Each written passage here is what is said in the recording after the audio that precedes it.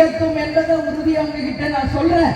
இப்போ 48 கிராமங்களும் ஒன்று சேர்ந்து இங்க மேலூர் தாலுகாவில் டங்ஸ்டன் திட்டம் நிச்சயமாக வராது என்பதை மத்திய மாநில அரசுகள் உறுதியாக மக்களுக்கு தெரிவிக்க வேண்டும். இன்னைக்கு சட்டசபை நடந்துட்டு இருக்கு.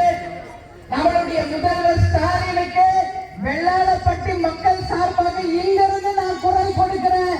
நாளைக்கு சட்டசபை முடிவதற்குள்ளேயே மேலூர் தாலுகால டங்ஸ்டன் திட்டம் வராது. இது பாதுகாக்கப்பட்ட வேளாண் மண்டலம். மத்திய அரசுக்கு நான் இங்கிருந்து சொல்ற மக்கள் சார்பாக இந்த திட்டம் முற்றிலுமாக கைவிடப்பட்டது என்று நிச்சயமாக அறிவிப்பு வர வேண்டும்.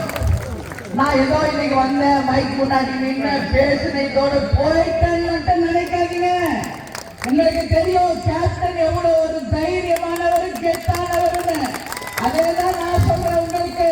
நான் சென்னையில இருந்தாலும் இங்க நம்ம கிராமங்கள்ல என்ன நடந்துகிட்டு இருக்குதுன்னு நான் தினந்தோறும் பார்த்துக்கிட்டு தான் இருக்கேன். ஒரு விஷயம் உங்களுக்கு சொல்றேன். நேற்று நாம எல்லாரும் நீங்க எல்லாம் சேர்ந்து ஒரு மாபெரும் பேரணி நடத்துறீங்க இல்லையா? அது டெல்லி வரைக்கும் எதிரொலிச்சிருக்குது.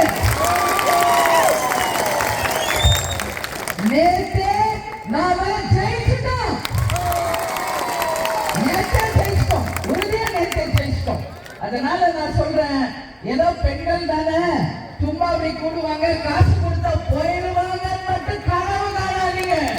இந்த தேர்தல் நேரத்துல ஓட்டுக்கு காசு கொடுக்கணும், ஓட்டு போடுறவங்க கிடையாது. இது மண்ணுக்கு மகிமையை தெரிந்த. அதனால நிச்சயமாக இந்த திட்டம் இளைஞர்களும் ஆண்களும் சகோதரிகளும் ஒன்று திரண்டு கையில் எடுத்திருக்கிற திட்டத்துக்கு முழுமையாக தேசிய முற்போக்கு திராவிட கழகம் சொன்ன நிற்கும்.